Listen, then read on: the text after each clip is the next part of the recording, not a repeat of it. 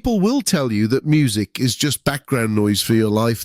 They are wrong. Music is an obsession. It's the reason I've spent 40 years standing in concert halls across Germany and Europe waiting for that one perfect chord to change my life. We're here to talk about the legends, the new blood, and the stories from the front row. We'll review the shows, argue over the albums, and probably tell you why your favorite band is actually rubbish, or why they're the greatest thing we've heard all year. Pull up a chair, get comfortable, and prepare to disagree with almost everything we're about to say. Enjoy our podcast series, Echoes Encore, brought to you by Awesome Tunes. Awesome Tunes. Right, before Frank gets going, let me just say this. There are gigs and then there are cure gigs, and cure gigs are less like ordinary concerts and more like emotional weather systems. You don't really attend them, you get absorbed by them, usually while wearing black, standing next to a man who looks like he's been listening to pornography and depression since 1982. Brilliant. Exactly. And this one started, as many good and slightly stupid ideas do, with a plan that didn't survive contact with reality. The original idea was to head to Berlin with my wife straight after the Madness concert. The day before, stay one night, see The Cure, job done, clean, efficient, civilized. So naturally, none of that happened. Plans changed, and instead I ended up going to Berlin for 3 days with my son, which on paper already sounds like the sort of thing that could either turn into a charming little father-son city trip or a logistical car crash involving boredom, expensive food, and a lot of staring at phones. The good news is it became the first one. The bad news is there was one slight flaw in the master plan. My son doesn't really care about The Cure, not in a hostile way, not in a turn this funeral music off way, but simply in the very normal way younger people sometimes fail to understand that Robert Smith is basically one of the few remaining sacred institutions in popular music. Also, and this was important, there was no ticket for him anyway, and that wasn't for lack of trying. Getting tickets for these Berlin shows was an absolute circus. When the dates were first announced, there were only 2 nights, Friday and Saturday. And that already felt ambitious enough, because The Cure are one of those bands where demand doesn't merely exist, it sort of erupts. Then later, because clearly half of Europe wanted in, a 3rd night on Sunday was added. But by then the original ticket scramble had already happened, and that was the real madness. Initially, the tickets were only sold through the promoter, and trying to get one felt like being invited to participate in a state-sponsored punishment exercise. They were gone incredibly quickly. Then 3 days later, some tickets turned up through Eventim, but by then it was mostly leftovers and fragments, the gig-going equivalent of arriving at a bakery after lunchtime and being offered one stale roll and a raisin nobody asked for. I was lucky, very lucky actually. I had an infield ticket. Not front of stage, sadly, and at a Cure concert, particularly in a place like Wuhlheide. Front of stage is, of course, where the properly devoted, slightly deranged and fully committed disciples gather. I did not have one of those wristbands, and I can tell you now, there was absolutely no practical option to sneak in, none. I looked at the situation, assessed the barriers, the security, the positioning, and thought, how hard can it be? The answer, as it turned out, was very, very hard indeed. So for once in my life, I accepted reality and behaved like a law-abiding adult, which was deeply disappointing. Anyway, because my son had no ticket and no real emotional investment in hearing Fascination Street live, the whole arrangement became bizarrely convenient. While I went off into my little black-clad dream world, he was more than content with room service, a veal schnitzel, TikTok screen time, and the Football World Cup in the hotel room. And honestly, that is a level of teenage satisfaction that should not be underestimated. Sometimes my genius, it's almost frightening. Entire generations of fathers have spent fortunes trying to engineer successful family trips, and I'd accidentally discovered the formula: one son, one schnitzel, one smartphone, one major sporting event, and no need whatsoever to explain why a man in smeared lipstick is one of the greatest frontmen who has ever lived.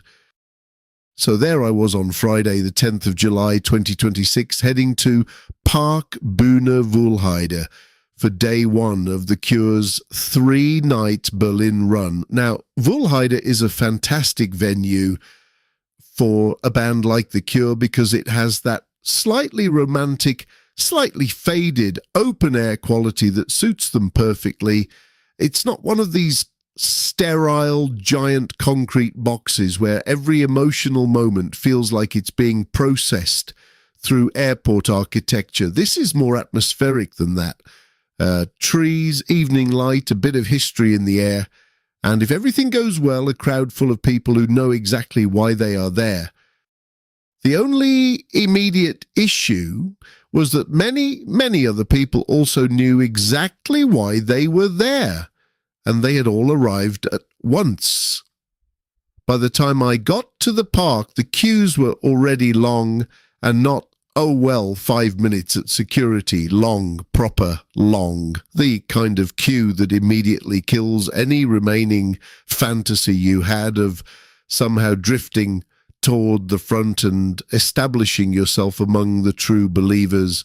It was obvious fairly quickly, without front of stage access, this was not going to be an evening of leaning on the barrier and making significant eye contact with Robert Smith. That ship had sailed. And then came the truly glamorous part of the waiting experience, standing in the wooded queue areas while being relentlessly pestered by flying ants. Hordes of them. Absolutely loads. There is something very undignified about trying to maintain a sense of gothic elegance while tiny winged insects are dive-bombing your forehead and trying to crawl into your ears. The Cure should really consider this as part of the Berlin stage design. Tonight's special guest, nature, in its most irritating form. Still, waiting in line at a Cure concert is never wasted time because the people watching is superb. In fact, it is one of the great hidden pleasures of attending one of their shows. The range of humanity Robert Smith can gather under one musical umbrella is frankly extraordinary.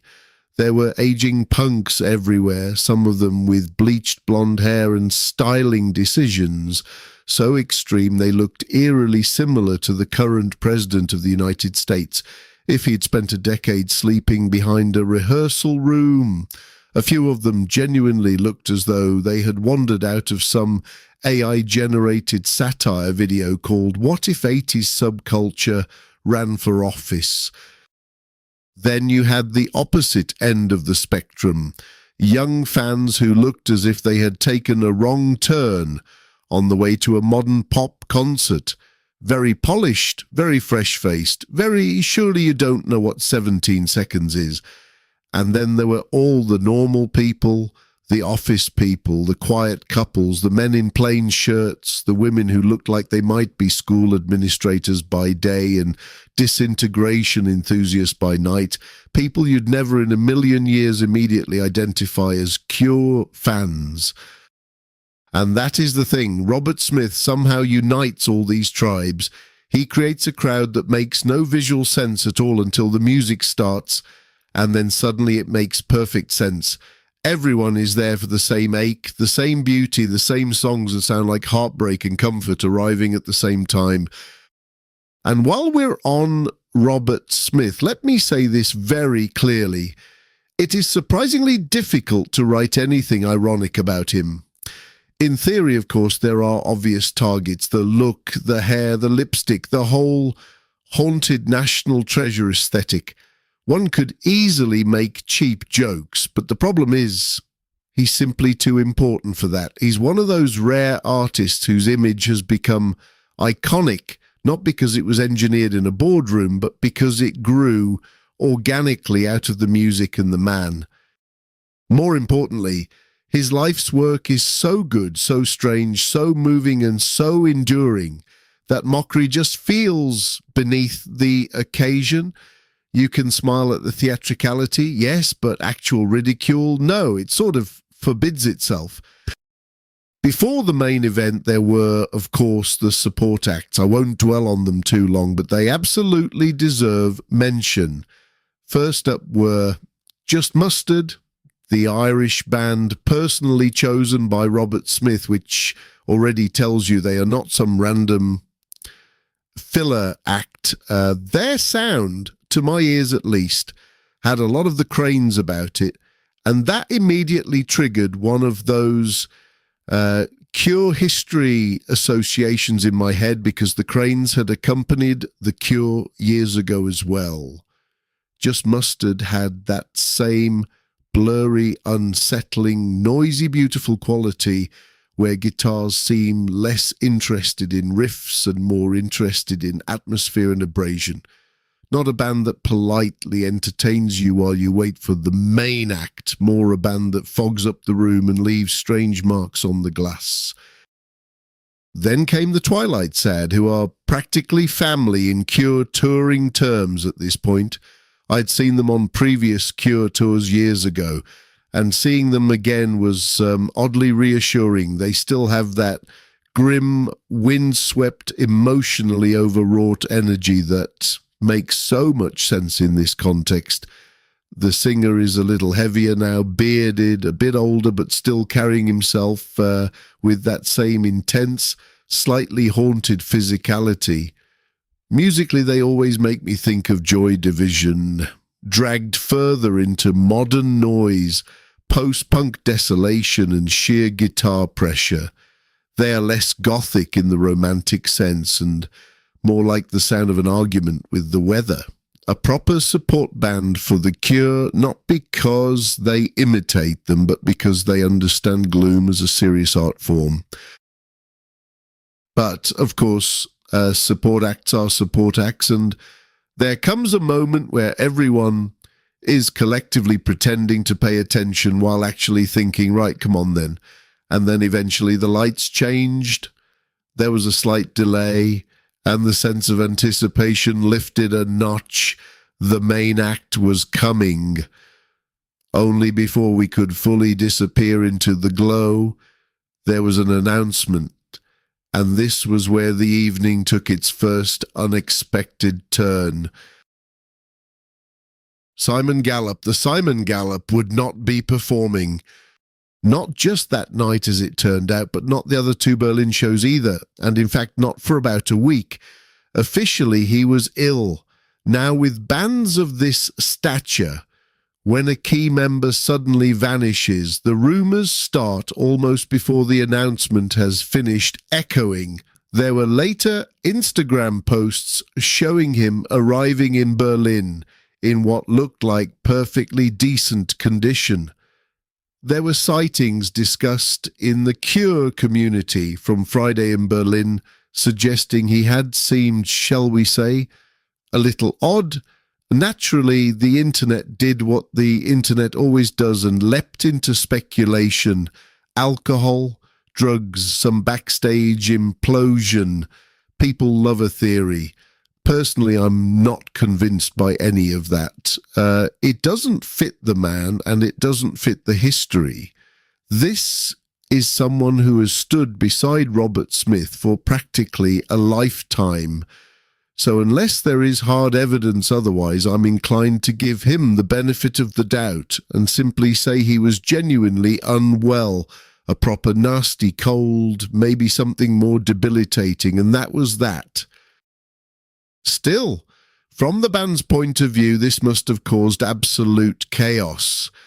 Imagine arriving in Berlin preparing for the first of 3 open-air concerts and then having to reshuffle one of the key musical roles with only hours to go. That is not a small backstage inconvenience. That is potential panic. Bass, especially in The Cure, is not decorative. Simon's playing is foundational. Those lines are not little extras. They are architecture. Remove him suddenly and the whole thing could wobble. Which is where Eden Gallup came in. Simon's 36-year-old son. Now, that is one hell of a sentence to drop into the middle of a major concert night. Don't worry, the bassist's son will do it. This is either a catastrophe or the start of a wonderful rock and roll family legend.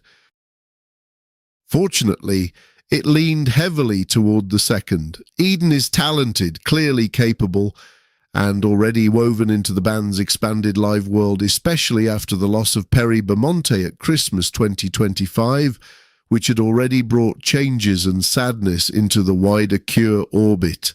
So Eden stepped up and took on the bass duties. Meanwhile, his keyboard setup sat lonely and unused on the left side of the stage, looking slightly abandoned, like a reminder that tonight was not supposed to happen this way. And yet, credit where it is due, the band handled it well, really well. Yes, here and there you could sense that this was not the most relaxed or routine evening they had ever played. A couple of moments maybe weren't 100% nailed with machine-like precision. A few transitions had that faint whiff of emergency adaptation. But overall, it worked. The bass riffs were largely there, the structure held, and considering the internal turbulence they must have gone through in the hours before showtime, it was a proper achievement. Well done, guys. There was, however, a consequence to this emergency reshuffle, and for many of us in the audience, it was one of those disappointments that quickly transforms into a different sort of joy. Eden was apparently not fully comfortable playing the newer songs of a Lost World material on bass, which meant those songs were basically set aside. So if you had come desperate to hear the latest chapter of The Cure in live form, that was unfortunate. But if, like many in Berlin that evening, you are the sort of person who hears less new material, more room for old masterpieces, and responds by grinning like a fool, then it was actually rather excellent news, especially because it opened up more space for older songs and, crucially, more from Disintegration. My own position turned out to be pretty decent, all things considered. I was roughly fourth row behind the front of stage barrier line, which in practical terms meant close enough to feel involved, close enough to watch the band properly, close enough for detail, but not so close that I was in the full crush of the front tribe. A good place, in other words, for observing the whole thing unfold. Then it started the way a Cure concert should start, with Plain Song. And honestly, there are opening songs and then there is Plain Song, which is less an opener than a slow and majestic takeover of your nervous system. The intro alone is enough to raise the hairs on your arms. Those enormous glacial shimmering sounds roll in, and suddenly the evening is no longer an evening. It is an atmosphere. It is memory-given orchestration. It is sadness wrapped in grandeur. It is one of those songs that makes you wonder why anyone bothers writing music at all when something this perfect already exists.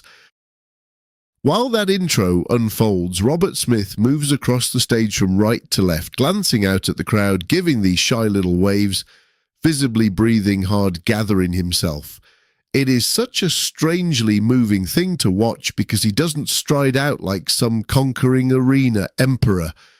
There is no chest-beating stadium nonsense, no Berlin make some noise rubbish, no desperate effort to manufacture intimacy through banter. He appears almost fragile for a moment, modest, a little overwhelmed even, and then the music swells around him and he becomes Robert Smith again. Not through force, but through presence. It is beautiful, truly. And then Plain Song opens fully and the whole place lifts. Ethereal, orchestral, huge without being pompous, emotional without begging for applause. This is what the Cure do when they are at their best. They take melancholy and inflate it until it becomes something almost sacred. Not gloomy for the sake of posing, not sadness as branding, real emotional scale. the sort of sound that makes an open-air venue feel like a cathedral built for outsiders. From there, the show unfolded over nearly 2.5 hours, and what struck me most was how comfortably The Cure still inhabit this material. There are bands at this age who preserve songs like museum pieces. They present them carefully, respectfully, and you are grateful just to hear them. The Cure are not doing that. These songs still live. They still move. They still expand and contract depending on the night, the crowd, the weather, the shape of the set. That's why, even with the unexpected Simon situation, the concert never felt like a damaged version of itself. It felt like a living thing adjusting in real time. Because the newer material was largely absent, there was naturally more emphasis on the old catalogue, and especially on Disintegration, which for hardcore Cure fans is basically holy scripture. You could feel that in the audience. Every time the set drifted further into that world, there was a collective tightening of attention, a kind of emotional bracing, not wild excitement in the conventional rock sense, not beer-throwing hysteria, but something deeper, recognition, reverence, people knowing they are in the presence of songs that have accompanied them for decades. One of my personal highlights was Burn. Live, that song is absolutely immense. On record, it already has all the drama in the world, but in the open air, with the stage sound carrying it out over the crowd, it becomes something else again, darker, larger, more physical. It doesn't just sound good, it engulfs you. That was one of those moments where you stop analyzing and simply stand there thinking, yes, this is why I came. Disintegration itself was another towering point. There are certain Cure songs that don't merely arrive in a set list. They alter the emotional climate of the whole evening. Disintegration does that. It stretches out, breathes, aches, and reminds you that The Cure were never simply a goth band or a singles band or a nostalgia phenomenon. They could do scale. They could do emotional architecture. They could make long songs feel like entire landscapes. And then there was Just Like Heaven, which has to be one of the most deceptive songs ever written. People hear the title, they hear the brightness, they hear the lift, and they think of it as simple pop perfection, and it is that, but Live It also carries this impossible blend of joy and longing. It catches in the chest a bit, it's euphoric, yes, but with that little Cure shadow running underneath it, the one that says happiness is real precisely because it disappears. Brilliant songwriting, annoyingly brilliant, really. I was also very happy to get Primary and Shake Dog Shake. Those are the kinds of songs that make a set feel properly fed out at the edges. They give the evening bite. They remind you that The Cure can be lean and nasty and rhythmically sharp when they want to be, not just sweeping and romantic. But because the set list shifted a little over all 3 Berlin nights, there were songs I missed that I would have loved. Last Day of Summer and Charlotte, sometimes especially. That's always the torture when a band plays several shows in the same city and you only have one ticket. You walk away delighted and slightly wounded at the same time, immediately consulting set list comparisons like a football manager reviewing transfer failures. And then, of course, came the encore section, which is where the balance of the evening changed. Earlier on, the deep catalogue and the Disintegration heavy run had clearly delighted the serious Cure heads. By the end, when the big classics arrive, the mood broadens and opens. That's when the more casual or mainstream fans get their feast, and this is the genius of The Cure live. They can satisfy the connoisseurs without punishing everyone else, and then they can deliver the songs everyone knows without making it feel cheap. It's not fan service, it's range. Robert Smith at 67 still held it all together magnificently. That really deserves emphasis. There are many legacy artists still on the road, and a depressing number of them operate on goodwill and memory. You go because of what they once were. With The Cure, certainly on this night, that wasn't the case. This was not a tribute to a former greatness. This was a still functioning greatness, different, older, perhaps a touch more fragile in the body, but artistically intact. And there is something deeply moving about seeing that. Someone who built a world decades ago and can still walk into it, switch the lights on and make thousands of people feel at home there. By the time Boys Don't Cry arrived near the end, the whole thing had that end of great night glow around it. And when the last sounds faded, there was exactly that feeling I tried to explain before. You feel as if you are floating a bit, beseelt, as we'd say in German. Blessed, sentimental, slightly unreal, just like heaven, really. The sort of post-concert state where the city around you seems temporarily softer and more cinematic than usual. And that walk, or rather ride, back to the hotel was full of that particular Cure afterglow. You sit there, already replaying moments in your head, already deciding which songs hit hardest, already feeling absurdly grateful that after all the ticket panic and all the planning chaos, you actually got in and saw it. And naturally, your first thought is, I could easily do this again tomorrow. I could go straight back and do the whole thing once more. The problem is there were no tickets left, so that fantasy lasted about 6 seconds. Still, the Berlin story was not done with me yet, because on Sunday, completely by chance, we ended up passing the Ritz-Carlton in the afternoon, and then suddenly, rather wonderfully, it became a little Cure spotting expedition. Jason Cooper, the drummer, was outside the hotel taking a walk. Eden Gallup was on his way out toward the set. Later, Reeves Gabrels appeared as well and got driven off to the venue. Robert Smith, sadly, remained elusive. Apparently, he slipped out with the rest of the band through a side exit, which is very Robert Smith, really. No grand theatrical arrival, just a quiet escape route. What a pity.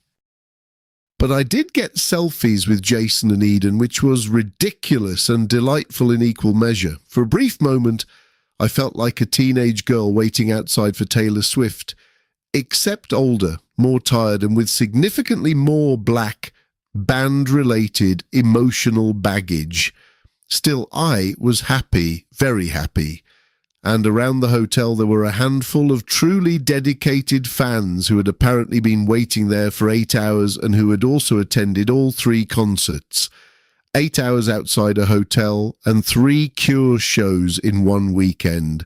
That is elite-level commitment. That is not casual enthusiasm. That is a lifestyle choice bordering on monastic devotion. Looking back on the whole thing, it was a thoroughly successful Cure trip, a changed plan that turned into a better story. A Berlin weekend with my son that worked precisely because it didn't need to be the same experience for both of us. A concert with unexpected complications that somehow became even more memorable because of them.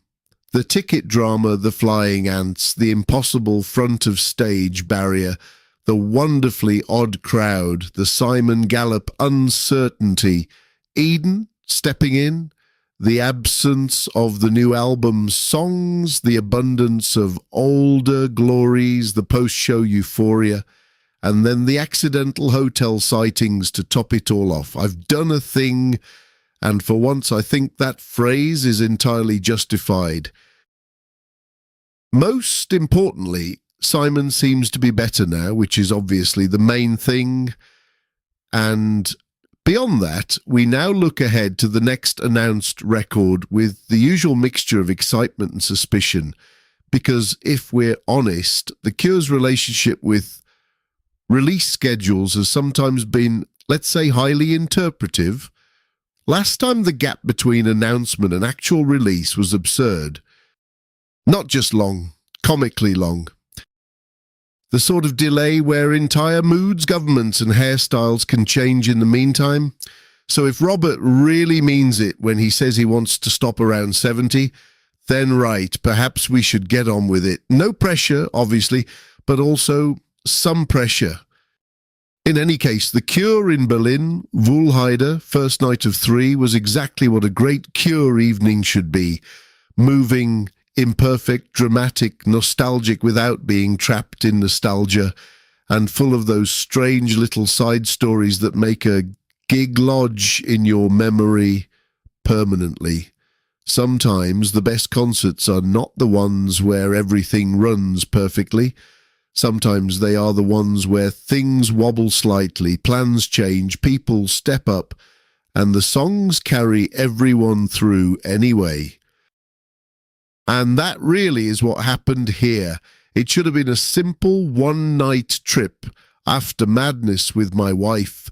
It became 3 days in Berlin with my son, a veal schnitzel in a hotel room, a forest full of flying ants, an emergency gallop replacement, a near-perfect view, a set list tilted toward the old gods, and a Sunday afternoon of accidental band sightings outside a luxury hotel. What could possibly go wrong? Quite a lot, as it turns out, but none of it mattered, because when the Cure are good, when Robert walks across the stage during Plainsong and the whole world briefly feels larger and sadder and more beautiful, they are still almost untouchable.